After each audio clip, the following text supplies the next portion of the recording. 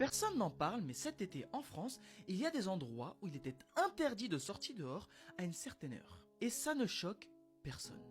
Comme à Nîmes, à Limoges ou encore à Béziers, des Français ont été contraints, entendez-moi bien, de vivre sous un couvre-feu.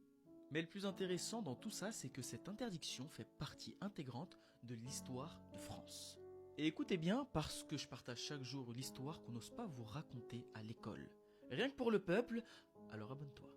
Comme je le disais, le couvre-feu fait partie de l'histoire de France. Et c'est au Moyen-Âge que chaque soir, une cloche sonnait pour qu'on éteigne tous les feux. Et la raison pour laquelle au Moyen-Âge on faisait cela, c'était pour protéger nos maisons, nos quartiers et parfois même toute une ville, car elle pouvait brûler en quelques heures.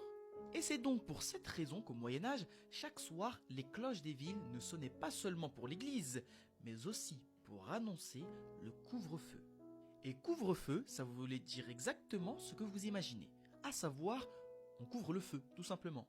On étouffe les flammes, on éteint les chandelles et on arrête les foyers. Et pourquoi ça, me direz-vous? Eh bien, parce que les maisons étaient faites en bois, les toits en chaume et les ruelles étaient très étroites. Ce qui signifie qu'un feu oublié ou une simple petite braise pouvait réduire tout un quartier en cendres.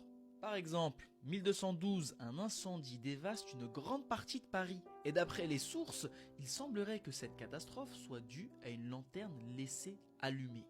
Donc résultat, des dizaines de morts, des centaines de sans-abri et des autorités qui renforcent encore le couvre-feu. Et qui retirent donc encore plus de liberté à sa population afin de ne pas revivre un tel drame.